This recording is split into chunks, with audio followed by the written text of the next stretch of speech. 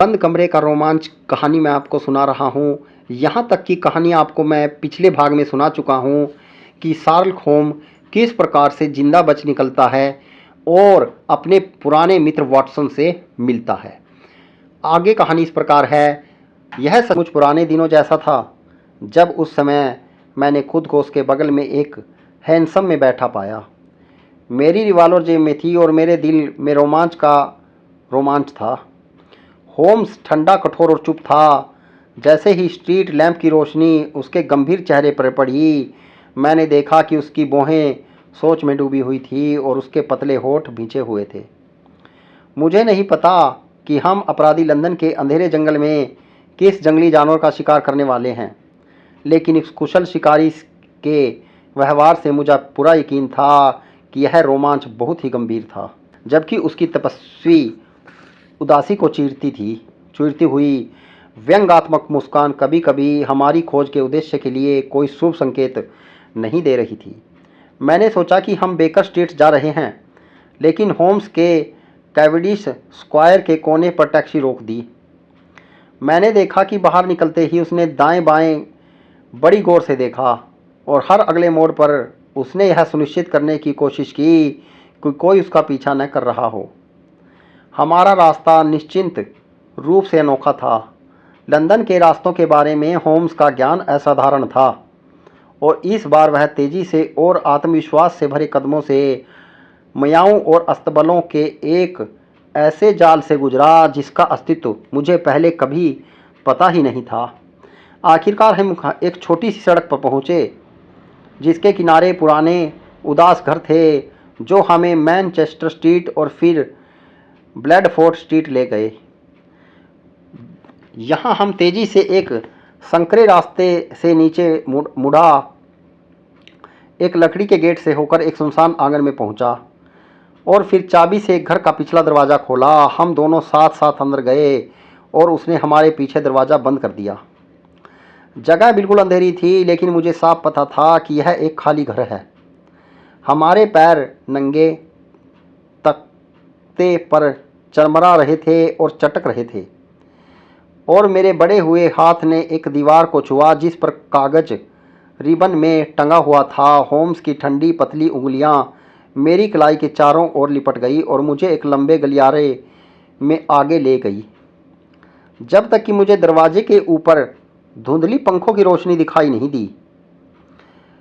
यहाँ होम्स अचानक दाईं ओर मुड़ा और हमने खुद को एक बड़े चौकोर खाली कमरे में पाया जिसके कोनों में भारी छाया थी, लेकिन बीच में सड़क की रोशनी से हल्की रोशनी थी। पास में कोई लैंप नहीं था और खिड़की धूल से मोटी थी जिससे हम अंदर एक दूसरे की आकृतियां मुश्किल से पहचान पा रहे थे। मेरे साथी ने अपना हाथ मेरे कंधे पर रखा और उसके होठ मेरे कान के पास थे। क्या तुम्हें पता है कि हम कहाँ हैं? उसने फुसफुसाते हुए पूछा। निश्चित रूप से वह बेकर स्ट्रीट है, मैंने धुंधली खिड़की से बाहर देखते हुए उत्तर दिया। बिल्कुल, हम कैम्डेन हाउस में हैं जो हमारे पुराने क्वार्टर के सामने है। लेकिन हम यहाँ क्यों हैं? क्योंकि वहाँ से उस सुरमय ढेर का नज़ारा बहुत ही शानदार दिखाई देता है। क्या मैं तुम्हें मेरे प्यारे वाटसन थोड़ा खिड़की के पास आने के लिए कह सकता हूँ? पूरी सावधानी बरतते हुए कि तुम दिखाई न दो। और फिर हमारे पुराने कमरों को देखो जहाँ से हमारी कई छोटी छोटी रोमांचक यात्राओं की शुरुआत हुई थी। हम देखेंगे कि क्या 3 साल की अनुपस्थिति में तुम्हें आश्चर्यचकित करने की मेरी क्षमता को पूरी तरह से ख़त्म कर दिया है। मैं आगे बढ़ा और उस जानी पहचानी खिड़की की ओर देखा। जैसे ही मेरी नज़र उस खिड़की पर पड़ी, मैं चौंक कर चीख पड़ा। पर्दा गिरा हुआ था और कमरे में तेज रोशनी जल रही थी। अंदर एक कुर्सी पर बैठे एक आदमी की परछाई खिड़की के चमकदार पर्दे पर एक सख्त काले रंग की रेखा में उभरी हुई थी। सिर की संतुलित मुद्रा, कंधों की चौकोरता और चेहरे की तीक्ष्णता में कोई गलती नहीं थी। चेहरा आधा गोल था और प्रभाव उन काले छायाचित्रों में से एक जैसा था जिन्हें हमारे दादा दादी फ्रेम में रखना पसंद करते थे। यह होम्स की एक हूबहू प्रतिकृति थी। मैं इतना चकित था कि मैंने यह सुनिश्चित करने के लिए अपना हाथ आगे बढ़ाया कि वह आदमी खुद मेरे बगल में खड़ा है। वह खामोश हंसी से कांप रहा था। अच्छा, उसने कहा। हे भगवान, मैं चिल्लाया, यह अद्भुत है। मुझे विश्वास है कि उम्र मेरी अनंत विधाता को न तो कुम्हलाएगी और न ही रीति रिवाज उसे बासी करेंगे।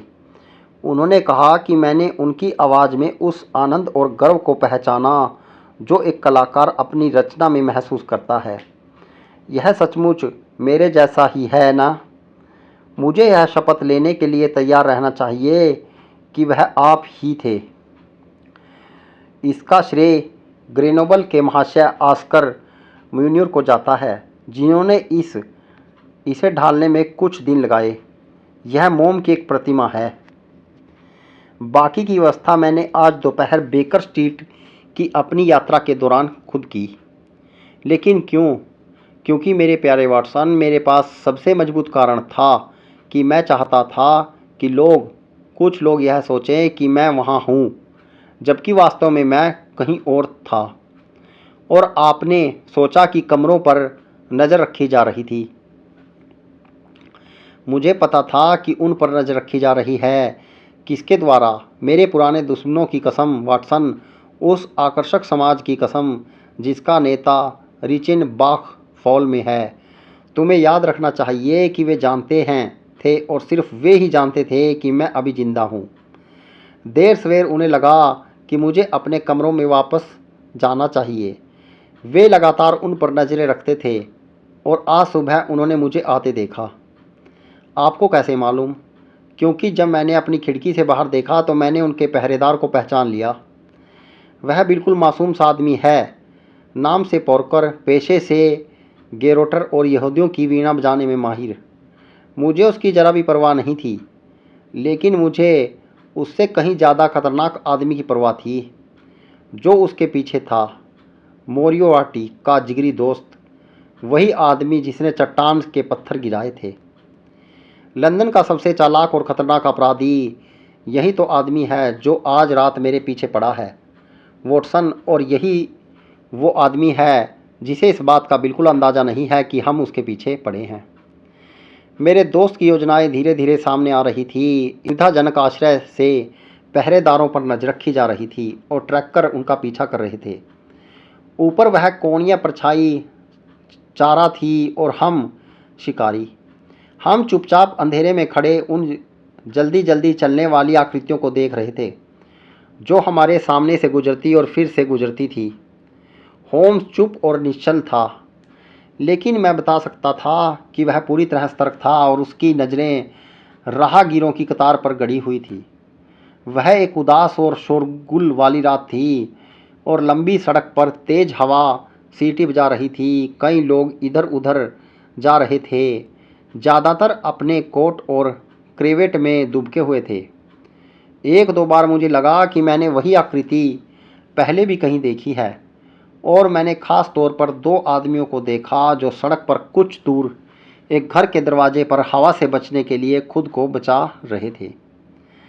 मैंने अपने साथी का ध्यान उनकी ओर खींचने की कोशिश की, लेकिन वह अधीरता से थोड़ा सा भड़क उठा और सड़क की ओर घूरता रहा। एक से ज़्यादा बार उसने अपने पैरों को हिलाया और अपनी उंगलियों से दीवार पर तेज़ी से थपथपाया। मुझे साफ दिख रहा था कि वह बेचैन हो रहा था और उसकी योजनाएं उसकी उम्मीद के मुताबिक पूरी तरह कामयाब नहीं हो रही थी। आखिरकार जैसे जैसे आधी रात नज़दीक आई और सड़क धीरे धीरे साफ होती गई, वह बेकाबू बेचैनी से कमरे में इधर उधर टहलता रहा। मैं उससे कुछ कहने ही वाला था कि तभी मेरी नज़र रोशन खिड़की पर पड़ी और मुझे फिर से लगभग पहले जैसा ही आश्चर्य हुआ। मैंने होम्स का हाथ पकड़ा और ऊपर की ओर इशारा किया। छाया हिल गई है, मैं चिल्लाया। वास्तव में अब वह प्रोफाइल नहीं थी, बल्कि वह पीठ थी जो हमारी ओर मुड़ी हुई थी। 3 वर्षों में निश्चित रूप से उनके स्वभाव की कठोरता या अपनी तुलना में कम सक्रिय बुद्धि के प्रति उनकी धीरता कम नहीं हुई थी। जाहिर है यह हिल गया है, उसने कहा। क्या मैं इतना बेतुका हूँ? वॉटसन की एक स्पष्ट पुतला खड़ा कर दूं और उम्मीद करूं कि यूरोप के कुछ सबसे चतुर लोग इससे धोखा खा जाएंगे। हम इस कमरे में 2 घंटे से हैं और श्रीमती हडसन ने उस आकृति में 8 बार या हर 15 मिनट में एक बार कुछ न कुछ बदलाव किया है। वह इसे आगे से इस तरह से चलाती है कि उनकी परछाई कभी न दिखे। ओह, उसने तीखी उत्तेजित सांस ली। धुंधली रोशनी में मैंने उसका सिर आगे की ओर झुका हुआ देखा। उसका पूरा रवैया ध्यान से कठोर हो गया था। वे दोनों आदमी शायद अभी भी दरवाजे पर दुबके हुए थे, लेकिन मैं अब उन्हें नहीं देख पा रहा था। सब कुछ शांत और अंधेरा था, सिवाय उस चमकदार पीले पर्दे के जिसके बीच में एक काली आकृति बनी हुई थी। फिर से उस घोर सन्नाटे में मैंने वह पतली सिसकारी भरी आवाज़ सुनी जो तीव्र दबी हुई उत्तेजना की बात कर रही थी। बाद उसने मुझे कमरे के सबसे काले कोने में वापस खींच लिया और मैंने अपने होठों पर उसका चेतावनी भरा हाथ महसूस किया। मुझे जकड़े हुए उंगलियां कांप रही थी। मैंने अपने दोस्त को इतना भावुक कभी नहीं देखा था, और फिर भी वह अंधेरी गली अभी भी हमारे सामने एकाकी और गतिहीन फैली हुई थी। लेकिन अचानक मुझे उस बात का एहसास हुआ कि जिसे उसकी गहरी इंद्रियों ने पहले ही पहचान लिया था। एक धीमी चुपके से आती हुई आवाज़ मेरे कानों में पड़ी। बेकर स्ट्रीट की तरफ से नहीं, बल्कि उसी घर के पिछले हिस्से में जिसमें हम छिपे हुए थे। एक दरवाज़ा खुला और बंद हुआ। एक पल बाद गलियारों में धीरे धीरे कदम बढ़े, ऐसे कदम जो खामोश रहने के लिए बनाए गए थे, लेकिन खाली घर में जोरदार गूंज रहे थे। होम्स दीवार से टिककर दुबक गया और मैं भी वैसा ही हो गया। मेरा हाथ अपनी रिवॉल्वर के हैंडल पर था। अंधेरे में झांकते हुए मुझे एक आदमी की धुंधली सी आकृति दिखाई दी, जो खुले दरवाजे के कालेपन से भी ज़्यादा काली थी। वह एक पल के लिए रुका और फिर आगे की ओर रेंगता हुआ दुबका हुआ धमकी भरे अंदाज में कमरे में घुस आया। वह हमसे 3 गज की दूरी पर था, यह भयावह आकृति, और मैं उसके झटके से बचने के लिए खुद को तैयार कर रहा था। इससे पहले कि मुझे एहसास हुआ कि उसे हमारी मौजूदगी का जरा भी अंदाज़ा नहीं था, वह हमारे पास से गुजरा, चुपके से खिड़की के पास गया और बहुत ही धीरे से बिना आवाज़ किए उसे आधा फुट ऊपर उठा दिया। जैसे ही वह इस खुले स्थान के स्तर पर पहुंचा, सड़क की रोशनी, जो अब धूल भरे शीशे से मंद नहीं रही, उसके चेहरे पर पूरी तरह पड़ रही थी। वह आदमी उत्तेजना से बेसुध सा लग रहा था। उसकी दोनों आंखें तारों की तरह चमक रही थी और उसके चेहरे के भाव अकड़ रहे थे। वह एक बुजुर्ग आदमी था, पतली उभरी हुई नाक, ऊंचा गंजा माथा और बड़ी बड़ी भूरी मूछें। उसने अपने सिर के पीछे एक ओपेरा हेट पहनी हुई थी और उसके खुले ओवर कोट से एक शाम की पोशाक वाली कमीज का अगला हिस्सा चमक रहा था। उसका चेहरा दुबला पतला और सांवला था, जिस पर गहरी जंगली रेखाएं थीं। उसके हाथ में एक छड़ी जैसी चीज़ थी, लेकिन जैसे ही उसने उसे ज़मीन पर रखा, उसमें से धातु की खनक हुई। फिर उसने अपने ओवरकोट की जेब से एक भारी भरकम चीज़ निकाली और खुद को किसी काम में व्यस्त कर लिया, जो एक तेज चटक आवाज़ के साथ समाप्त हुआ, मानो कोई स्प्रिंग या बोल्ट अपनी जगह पर गिर गया हो। जमीन पर घुटनों के बल बैठे हुए वह आगे झुका और अपना सारा वजन और ताकत किसी लीवर पर डाल दी, जिससे एक लंबी घूमती घसीटती आवाज़ आई, जो एक जोरदार क्लिक में बदल गई। फिर वह सीधा हुआ और मैंने देखा कि उसके हाथ में एक अजीब तरह की बंदूक थी, जिसका बट अजीब तरह से टेढ़ा मेढ़ा था। उसने उसे ब्रीच से खोला, उसमें कुछ डाला और ब्रीच ब्लॉक तोड़ दिया। फिर नीचे झुककर उसने बैरल का सिरा खुली खिड़की के किनारे पर टिका दिया और मैंने देखा कि उसकी लंबी मूछें स्टॉक पर झुकी हुई थी और उसकी आंखें चमक रही थी। है नज़रों से नज़रें मिल रही थी। बट को अपने कंधे से सटाते हुए मैंने संतुष्टि एक हल्की सी आह सुनी और उस अद्भुत लक्ष्य को देखा। पीली जमीन पर पड़ा वह काला आदमी अपनी दूरदृष्टता के बिल्कुल किनारे पर खड़ा था। वह एक पल के लिए वह अकड़ा और निश्चल हो गया। फिर उसकी उंगली ट्रिगर पर कस गई। एक अजीब तेज फुसफुसाहट और टूटे हुए कांच की एक लंबी चांदी जैसी झंझनाहट हुई। उसी क्षण होम्स बाघ की तरह निशानेबाज की पीठ पर चपटा और उसे मुंह के बल पटक दिया। वह एक पल में फिर उठ खड़ा हुआ और उसने जोरदार ताकत से होम का गला पकड़ लिया, लेकिन मैंने अपनी रिवॉल्वर के बट से उसके सिर पर वार किया और वह जमीन पर गिर पड़ा। मैं उस पर गिर पड़ा और जैसे ही मैंने उसे पकड़ा, मेरे साथी ने सीटी बजाकर जोर से आवाज़ लगाई। फुटपाथ पर दौड़ते हुए पैरों की आवाज़ आई और वर्दी पहने दो पुलिस वाले एक सादे कपड़ों वाले जासूस के साथ सामने के दरवाजे से कमरे में घुस आए। लेस्ट्रेड आप हैं? होम्स ने कहा। जी हाँ मिस्टर होम्स, मैंने खुद यह काम लिया था। आपको लंदन में वापस देखकर अच्छा लगा सर। मुझे लगता है तुम्हें थोड़ी अनौपचारिक मदद चाहिए। 1 साल में 3 बिना पकड़े गए कत्ल तो ठीक नहीं लेस्ट्रेड, लेकिन तुमने मोल्सी मिस्ट्री को सामान्य से कम तरीके से निपटाया, यानी तुमने उसे काफ़ी अच्छी तरह से संभाला। हम सब उठ खड़े हुए थे। हमारा कैदी सांसें तेज कर रहा था। उसके दोनों ओर एक एक हट्टा कट्टा सिपाही खड़ा था। गली में कुछ आवारा लोग पहले ही जमा होने लगे थे। होम्स खिड़की के पास गया और उसे बंद किया और पर्दे गिरा दिए। लेड्रस ने 2 मोमबत्तियां निकाली और पुलिस वाले ने अपनी लालटेनों ने खोल दी। आखिरकार मैं अपने कैदी को अच्छी तरह देख पाया। वह एक अत्यंत पौरुषपूर्ण फिर भी भयावह चेहरा जो हमारी ओर मुड़ा हुआ था, ऊपर दार्शनिक की भौहें और नीचे भोगवादी का जबड़ा लिए।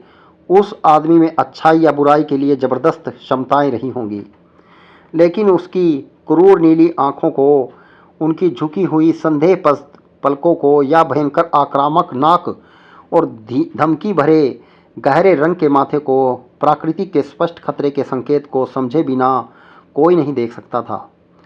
उसने हम में से किसी की भी परवाह नहीं की, लेकिन उसकी नज़र होम्स के चेहरे पर टिकी थी, जिसमें घृणा और विस्मय का समान रूप से मिश्रण था।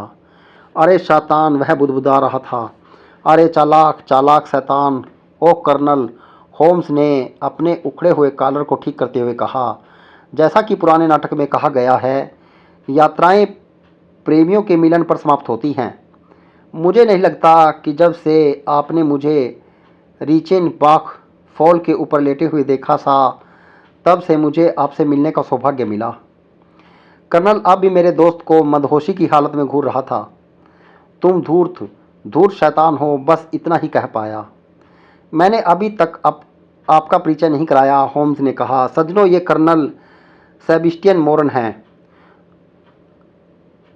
होम्स ने कहा, जो कभी महारानी की भारतीय सेना के सदस्य थे और हमारे पूर्व साम्राज्य के अब तक के सबसे बेहतरीन भारी शिकार निशानेबाज हैं। कर्नल, मुझे लगता है कि मैं सही कह रहा हूं कि आपके बागों का भंडार अभी भी बेजोड़ है। वह खूंखार बूढ़ा आदमी कुछ नहीं बोला, लेकिन फिर भी मेरे साथी को घूरता रहा। अपनी क्रूर आंखों और घनी मूंछों के साथ वह आश्चर्यजनक रूप से स्वयं एक बाघ जैसा दिख रहा था। मुझे हैरानी है कि मेरी इतनी साधारण सी चाल इतने पुराने शिकारी को कैसे धोखा दे सकती है। होम्स ने कहा, यह तुम्हें बहुत जाना पहचाना होगा। क्या तुमने एक छोटे से बच्चे को पेड़ के नीचे बांधकर अपनी राइफल लेकर उसके ऊपर लेटकर अपने बाघ को चारे के आने का इंतजार नहीं किया? यह खाली घर मेरा पेड़ है और तुम मेरे बाघ हो सकता है कि तुमने और भी बंदूकें रखी हों, ताकि अगर कोई बाघ आ जाए या तुम्हारा अपना निशाना चूक जाए तो तुम उसे इस्तेमाल कर सको। ये उसने इधर उधर इशारा करते हुए कहा। मेरी दूसरी बंदूकें हैं, बिल्कुल समान हैं। कर्नल मोरन गुस्से से गुर्राते हुए आगे बढ़े, लेकिन सिपाहियों ने उन्हें पीछे खींच लिया। उनके चेहरे पर जो रोष था वह देखने में भयानक था। होम्स ने कहा, मैं मानता हूं कि आपके पास मेरे लिए एक छोटा सा सरप्राइज था। मुझे अंदाज़ा नहीं था कि आप खुद इस खाली घर और इस सुविधाजनक सामने वाली खिड़की का इस्तेमाल करेंगे। मैंने सोचा था कि आप सड़क से काम कर रहे होंगे। यहाँ मेरा दोस्त लेस्ट्रेट और उसके साथी आपका इंतज़ार कर रहे होंगे। उस अपवाद को छोड़कर सब कुछ वैसा ही हुआ जैसा मैंने सोचा था। कर्नल मोरन ने सरकारी जासूस की ओर रुख किया। मुझे गिरफ्तार करने के लिए आपके पास कोई वाजिब कारण हो या न हो, उन्होंने कहा, लेकिन कम से कम एक ऐसी वजह तो नहीं है कि मुझे इस व्यक्ति के तानों के आगे झुक जाऊं। अगर मैं कानून के हाथ में हूं तो कानूनी तरीके से ही काम हो। ठीक है, यह तो वाजिब है, लेड्रेस ने कहा। जाने से पहले आपको और कुछ नहीं कहना है मिस्टर होम्स? होम्स ने फर्श के शक्तिशाली एयर गन उठा ली और उसकी कार्यप्रणाली की जांच कर रहा था। एक प्रशंसनीय और अनोखा हथियार, उन्होंने कहा, ध्वनि रहित और ज़बरदस्त शक्ति वाला। मैं वॉन हेडर को जानता था, जो एक अंधे जर्मन मैकेनिक थे। उन्होंने स्वर्गीय प्रोफेसर मोरियार्टी के आदेश पर इसे बनाया था। मैं वर्षों से इसके अस्तित्व से वाकिफ़ हूँ, हालांकि मुझे इसे पहले कभी चलाने का मौका नहीं मिला। लेड्रेस, मैं इसे और इससे में लगने वाली गोलियों को भी विशेष रूप से आपके ध्यान में लाना चाहता हूँ। आप इस बात का ध्यान रखने के लिए हम पर भरोसा कर सकते हैं, मिस्टर होम्स, लेड्रेस ने कहा। जैसे ही पूरा दल दरवाजे की ओर बढ़ा। और कुछ कहना है? केवल यह पूछने के लिए कि आप कौन सा आरोप लगाना चाहते हैं। क्या आरोप महोदय? हाँ, जाहिर है कि शर्लॉक होम्स की हत्या का प्रयास। ऐसा नहीं है लेड्रेस, मैं इस मामले में बिल्कुल भी पेश नहीं होना चाहता। आपके द्वारा की गई इस उल्लेखनीय गिरफ्तारी का श्रेय केवल आप ही को जाता है। हाँ लेड्रेस, मैं आपको बधाई देता हूँ। आपकी चालाकी और दुस्साहस के सुखद मिश्रण से आपने उसे पकड़ लिया। पकड़ लिया? किसे पकड़ लिया मिस्टर होम्स? वह आदमी जिसे पूरी पुलिस व्यर्थ में ढूंढ रही है, कर्नल सेबेस्टियन मोरन, जिसने पिछले महीने की 30 तारीख को नंबर 427 पार्क लेन की दूसरी मंजिल के सामने की खुली खिड़की से मानवीय रोनाल्ड अडायर को एयर गन से निकली एक फैलती हुई गोली से गोली मार दी थी। यही आरोप है लेडस्टन। और अब वाटसन, अगर तुम टूटी हुई खिड़की के आने वाली हवा को सहन कर सकते हो तो मुझे लगता है कि मेरे अध्ययन कक्ष में सिगार पीते हुए आधा घंटा बिताना तुम्हें कुछ लाभदायक मनोरंजन दे सकता है।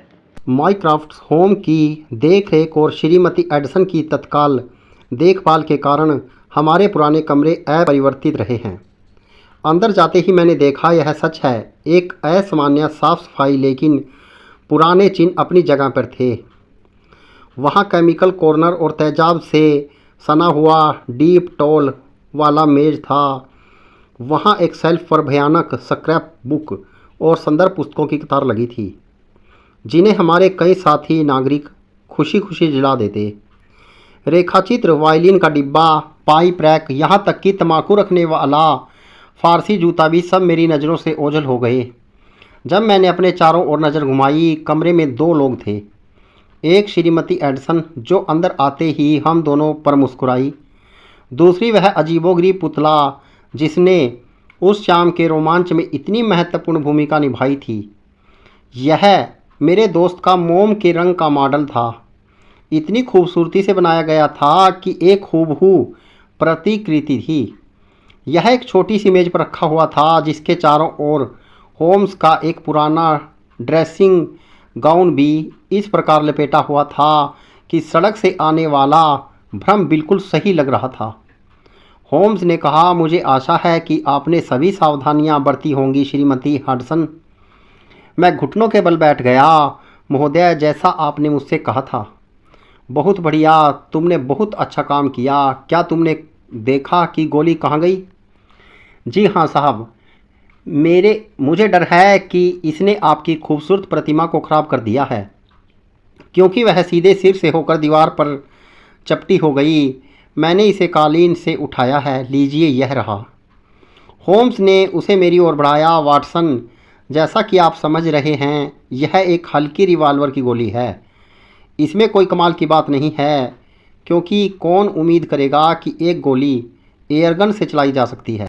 ठीक है श्रीमती हडसन, आपकी मदद के लिए मैं आपका बहुत आभारी हूँ। और अब वाटसन, मुझे एक बार फिर अपनी पुरानी सीट पर मिलने दीजिए, क्योंकि कुछ मुद्दे हैं जिन पर मैं आपसे बात करना चाहता हूँ। उसने अपना घिसा पिटा फ्रॉक कोट उतार फेंका और अब वह पुराने होम्स जैसा हो गया था, चूहे के रंग का ड्रेसिंग गाउन पहने हुए जिसे उसने अपने पुतले से लिया था। बूढ़े शिकारी की नसों में अपनी स्थिरता नहीं खोई है और न ही उसकी आंखों ने अपनी तीक्ष्णता खोई है। उसने हंसते हुए कहा, जब उसने अपनी प्रतिमा के टूटे हुए माथे का निरीक्षण किया। सिर के पिछले हिस्से के बीचों बीच सीधा और दिमाग के आर पार वह भारत का सबसे बेहतरीन निशानेबाज था और मुझे लगता है कि लंदन में भी उससे बेहतर निशानेबाज कम ही होंगे। क्या तुमने नाम सुना है? नहीं, मेरे पास नहीं है। वाह वाह, ऐसी ही होती है शोहरत। लेकिन अगर मुझे ठीक से याद है तो आपने प्रोफेसर जेम्स मोरियार्टी का नाम नहीं सुना होगा, जो सदी के सबसे महान दिमागों में से एक थे। ज़रा शेल्फ के से मेरी जीवनियों की सूची निकाल दीजिए।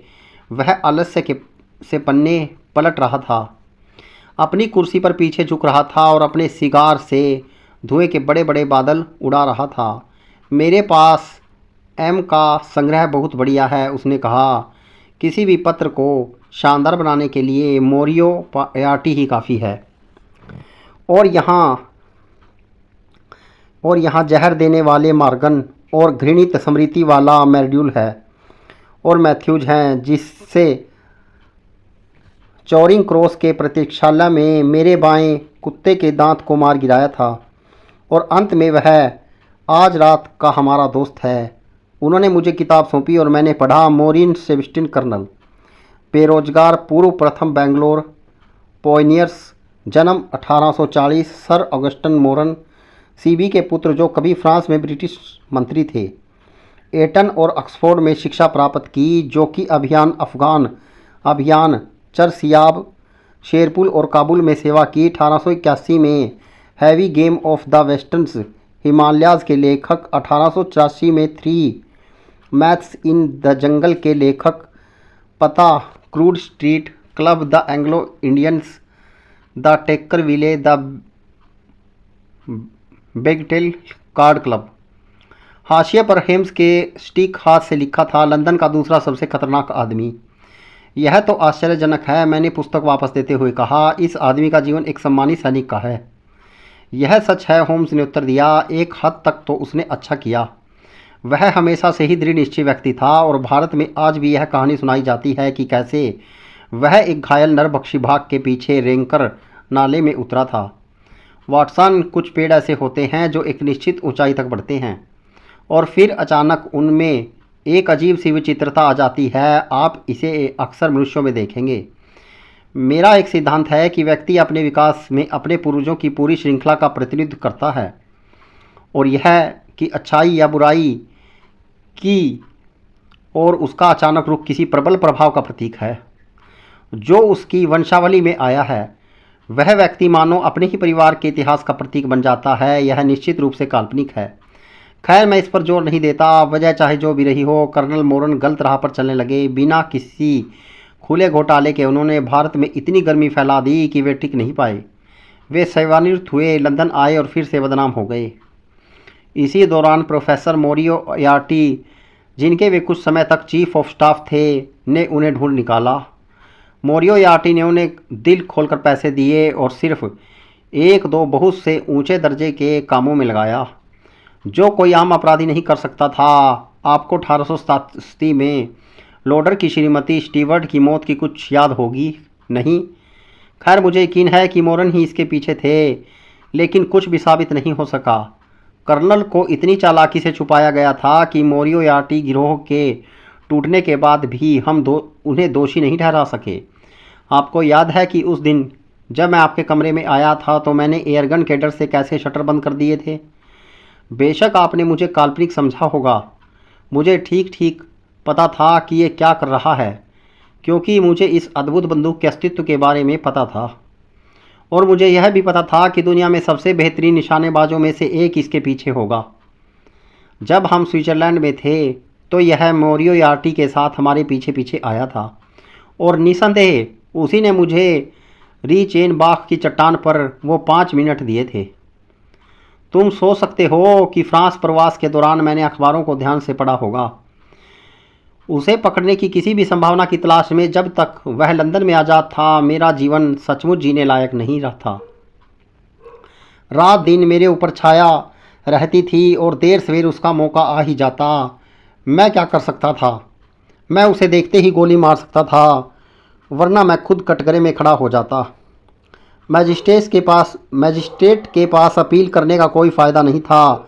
वे बेबुनियाद शक के आधार पर दखल नहीं दे सकते, इसलिए मैं कुछ नहीं कर सकता था। लेकिन मैं आपराधिक खबरें देखता रहा, यह जानते हुए कि देर सवेर मुझे यह मिल ही जाएगा। फिर इस रोनाल्ड अडायर की मौत हो गई। आखिरकार मेरा मौका ही गया। मेरे किए को जानते हुए क्या यह निश्चित था कि कर्नल मोरन ने ही यह किया था? उसने उस लड़के के साथ ताश खेला था। वह क्लब में उसके घर तक उसका पीछा करता रहा था। उसने खुली खिड़की से उसे गोली मार दी थी, इसमें कोई शक नहीं था। सिर्फ गोलियां ही उसके सिर को फंदे में डालने के लिए काफ़ी हैं। मैं तुरंत वहां पहुंचा। मुझे प्रहरी ने देख लिया था और मुझे पता था कि वह कर्नल का ध्यान मेरी उपस्थिति की ओर आकर्षित करेगा। वह मेरी अचानक वापसी को अपने अपराध से जोड़ने और बुरी तरह घबरा जाने से नहीं चूक सकता था। मुझे यकीन था कि वह मुझे तुरंत रास्ते से हटाने की कोशिश करेगा और इसके लिए आप अपना जानलेवा हथियार भी साथ ले आएगा। मैंने खिड़की पर उसके लिए एक अच्छा निशाना छोड़ा और पुलिस को चेतावनी देते हुए कि उनकी ज़रूरत पड़ सकती थी। वैसे वाटसन, तुमने उस दरवाजे पर उनकी मौजूदगी को बिल्कुल सही पहचाना था। मैंने निगरानी के लिए एक ऊँची जगह ले ली। मुझे कभी अंदाज़ा भी नहीं था कि वह अपने हमले के लिए भी यही जगह चुनेगा। अब मेरे प्यारे वाटसन, क्या मुझे कुछ और समझाना बाकी है? हाँ, मैंने कहा, आपने यह स्पष्ट नहीं किया कि माननीय रोनाल्ड एडियर की हत्या के पीछे कर्नल मोरन का उद्देश्य क्या था। ओह मेरे प्यारे वाटसन, अब हम अनुमान के उस दायरे में आ गए हैं जहाँ सबसे तार्किक दिमाग भी गलती कर सकता है। हर कोई मौजूद सबूतों के आधार पर अपनी परिकल्पना भी उतनी ही सही होने की संभावना है जितनी मेरी। तो फिर आपने एक संगठन बना लिया है। मुझे लगता है कि तथ्यों की व्याख्या करना मुश्किल नहीं है। सबूतों से पता चला कि कर्नल मोरन और युवा एडियर ने मिलकर काफ़ी पैसा जीता था। अब मोरन ने निसंदेह बेईमानी की थी, यह बात मुझे बहुत पहले से पता थी। मेरा मानना था कि हत्या वाले दिन एडियर को पता चल गया था कि मोरन धोखेबाजी कर रहा है। बहुत संभव है कि उसने उससे अकेले में बात की होगी और उसे धमकी दी हो कि अगर उसने स्वेच्छा से क्लब की सदस्यता छोड़ दी और फिर कभी ताश न खेलने का वादा किया तो वह उसका पर्दाफाश कर देगा। संभव है कि एडियर जैसा युवा अपने से इतने बड़े किसी जाने माने व्यक्ति का पर्दाफाश करके एक घिनौना कांड कर दे। शायद उसने वैसा ही किया जैसा मैं कह रहा हूँ। अपने क्लबों के बाहर होने का मतलब मोरन का विनाश होता, जो अपनी बेईमानी से कमाए गए ताश के पत्तों पर जीता था। इसलिए उसने एडियर की हत्या कर दी, जो उस समय यह तय करने की कोशिश कर रहा था कि उसे खुद कितना पैसा वापस करना चाहिए। क्योंकि वह अपने साथी की बेईमानी से लाभ नहीं उठा सकता था, उसने दरवाज़ा बंद कर लिया। कहीं ऐसा न हो कि महिलाएं उसे आश्चर्यचकित कर दें और वह यह जानने पर जोर दें कि वह इन नामों और सिक्कों का क्या कर रहा है। क्या यह पारित होगा? मुझे इसमें कोई संदेह नहीं है कि आपने सत्य तक पहुंच बना ली है। मुकदमे में इसकी पुष्टि या खंडन हो जाएगा। इस बीच चाहे कुछ भी हो जाए, कर्नल मोरन हमें और परेशान नहीं करेंगे। वान हार्डन की प्रसिद्ध एयर गन स्कॉटलैंड यार्ड संग्रहालय की शोभा बढ़ाएगी और एक बार फिर मिस्टर शर्लॉक होम्स अपना जीवन उन दिलचस्प छोटी छोटी समस्याओं की जांच में लगाने के लिए स्वतंत्र हैं जो लंदन का जटिल जीवन इतनी प्रचुरता से प्रस्तुत करता है। मित्रों, मैंने शर्लॉक होम्स की यह जासूसी भरी कहानी सुनाई है कि किस प्रकार से वह अपराधी को पकड़ते हैं। इस प्रकार की रोचक और रोमांच से भरी हुई कहानियों के लिए हमारे चैनल को सब्सक्राइब कीजिए।